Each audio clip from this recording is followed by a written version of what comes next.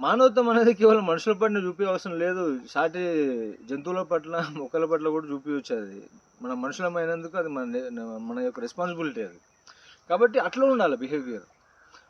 దూరమైన తర్వాత ఏడిస్తే లాభం లేదు. వాళ్ళు మన పక్కన ఉన్నప్పుడే, మన తోడున ఉన్నప్పుడే వాళ్ళ వాల్యూ చూడాలి. అందుకని నేను కలిసి ఉన్నప్పుడు, విడిపోయినప్పుడు ఎవరి గురించి పెద్దగా ఏడ్చేదేమి ఉండదు నాకు. వాళ్ళతోని ఉన్నప్పుడు నేను రియల్‌గా ఉంటా. 100% ఉంటా నేను. కాబట్టి ఆళ్ళు నా నుంచి దూరం అయిపోయినా, ఆ టైంకి బాధుంటది. ఆ టైంకి ఏడుస్తా. అంటే ఐ మీన్ ఎవరైనా చనిపోయినప్పుడు. కానీ నేను దాని గురించి పెద్దగా ఏం ఆలోచించి ఏడవడం అనేది తర్వాత తర్వాత జరగదింక. ఎందుకంటే నేను ఫుల్లెస్ట్‌గా ఉంటాను. నేను ఎంత ఉండగలుగుతానో అంత ఉంటాను. నా టోటల్ పొటెన్షియల్ తోటి. ఒక కొడుకుగా, లేకపోతే ఒక మనవడిగా, లేకపోతే ఎట్లనైనా గానీ, నా రోల్ ఏదైతే ఉందో దాన్ని నేను 100% ఫుల్‌ఫిల్ చేసేస్తా. నాకేం గిల్టీ ఫీల్ ఉండదు. ఒక అమ్మాయితోనున్నా, లేకపోతే ఒక ఫ్రెండ్స్‌తోనున్నా, నా రోల్ 100% ఉంటది. నేనేం చేయగలుగుతా? ఆ పర్టిక్యులర్ సిట్యుయేషన్‌లో, ఆ టైమ్ ఫ్రేమ్‌లో అనేది నేను చేసేస్తా దాన్ని.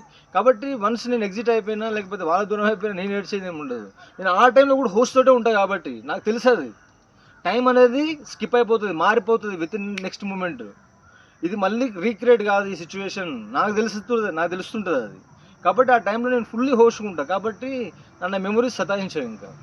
అట్లా ప్రాక్టీస్ చేయాలి అందరూ.